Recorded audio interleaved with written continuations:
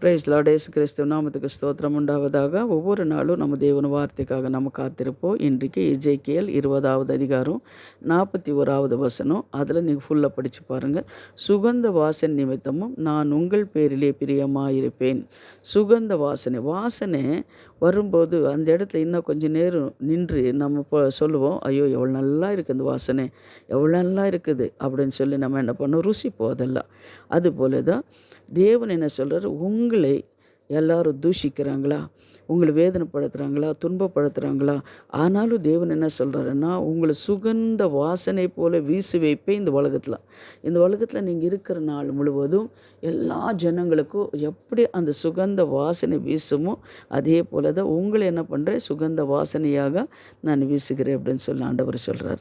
அது என்ன காரியங்கள் இருந்தாலும் சரி, உங்களை தூஷிக்கிறாங்களா, உங்களை அவமானப்படுத்துகிறாங்களா, கடனோடு இருக்கிறீங்களா, வியாதியோடு இருக்கிறீங்களா, கஷ்டத்தோடு இருக்கிறீங்களா, ஆனாலும் தேவன் என்ன சொல்கிறாருன்னா, உங்களை சுகந்த வாசனை நிமித்தம் நான் உங்கள் பேரிலே பிரியமாக இருக்கிறேன். உங்களுக்குள்ளே இருக்கிற அந்த குணங்கள், தேவனை நேசிக்கிற நேசிப்பு எப்படி இருக்குது, எப்படி உங்கள் ஹிருதயம் எப்படி இருக்கிறது அப்படின்னு சொல்லி தேவனை பார்க்குறவராக இருக்கிறார்.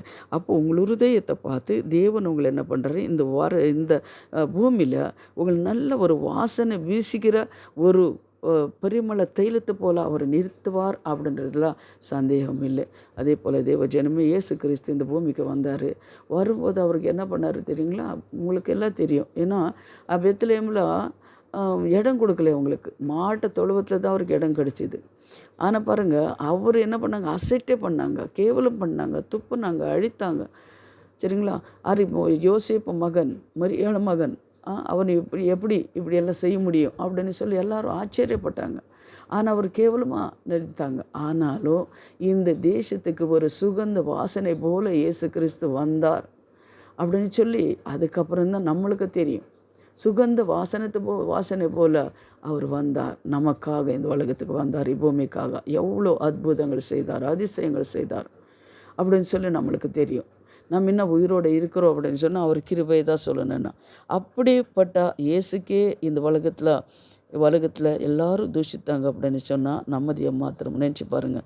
அதே எசேக்கியேல் 11:17 கூட நீர் படித்து பாருங்கள். அதனால் நான் உங்களே ஜனங்களிடத்திலிருந்து சேர்த்து நீங்களே சிதறடிக்கப்பட்ட தேசத்திலிருந்து உங்களை கூட்டிக் கொண்டு இஸ்ராவேல் தேசத்தை உங்களுக்கும் கொடுப்பேன் என்று கர்த்தராகிய ஆண்டவர் உரைக்கின்றார். பாருங்கள், அவர் என்ன பண்ணார், அதனால் நான் உங்கள் ஜனங்களிடத்திலிருந்து உங்களை பாவத்தில் சாபத்தில் சேத்தில் இருந்த உங்களை என்ன பண்ணுறேன், கொண்டு வந்தேன் நான் சேர்த்து. நீங்கள் சிதறடிக்கப்பட்ட தேசத்திலிருந்து உங்களை கூட்டி கொண்டு இஸ்ராவேல் தேசத்தை உங்களுக்கு கொடுக்குறேன்னு சொல்லி வாக்கு கொடுக்குற தேவன் நம்ம தேவன்.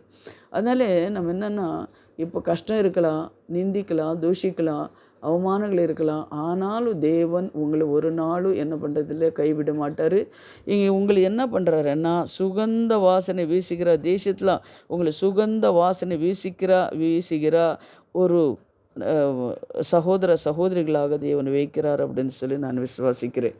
அதை என்ன பண்ணுங்கள், நீங்கள் ஜெபம் மட்டும் பண்ணுங்கள். தேவனே அந்த வசனம் முழுதும் படிங்க, ஜெபம் பண்ணுங்கள். கர்த்தர் என்ன பண்ணுறாருன்னு உங்களை ஆசீர்வதிக்கிறவராக இருக்கிறார். இப்போ நம்ம ஜெபிக்கலாம். எங்களை அதிகமாக நேசிக்கிற பரலோக பிதாவே, சர்வ வல்லமுடைய தேவாதி தேவனே, சர்வத்தையும் படித்தவரே, அப்பா ஸ்தோத்திரம். இந்த வார்த்தை நீர் எங்களை கொடுத்ததுக்காக தேவனுக்கு நன்றி ஆண்டவரே, ஸ்தோத்திரம். அப்பா, சுகந்த வாசனை நிமித்தமும் நான் உங்கள் பேரிலே பிரியமாயிருப்பேன் என்று சொன்னீர் ஆண்டவரே. நாங்கள் சுகந்த வாசனை ஆண்டவர் எப்படி வீசுதோ அதுபோல் இந்த உலகத்தில் கர்த்தாவை அநேக ஜனங்களுக்கு ஆசீர்வாதமாக இருக்கணும்னு நாங்கள் விரும்புகிறோம். இது கேட்குற வார்த்தை கேட்குற ஒவ்வொரு பிள்ளைங்களும் வாழ்க்கையில் கர்த்தாவே என்னென்ன சுவாமி கர்த்தாவே காரியங்கள் இருக்கிறதோ ஆண்டவர் இந்த உலகத்தில் வாசனை வீச முடியாமல் பொருள்களாக இருந்தாலும் தேவனே கர்த்தாவே அவங்களெல்லாம் கர்த்தாவை நீர் ஆசீர்வதிக்கணும். அவங்க தேவைகளெல்லாம் நீர் சந்திக்கணும்.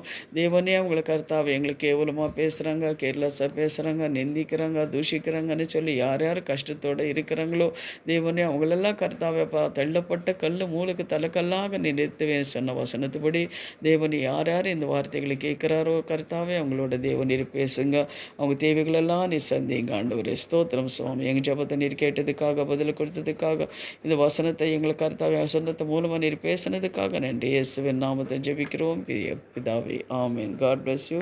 கர்த்தர் உங்களை ஆசீர்வதிப்பார். ஜெபம் பண்ணுங்க, தேவன் உங்களோட இருப்பார்.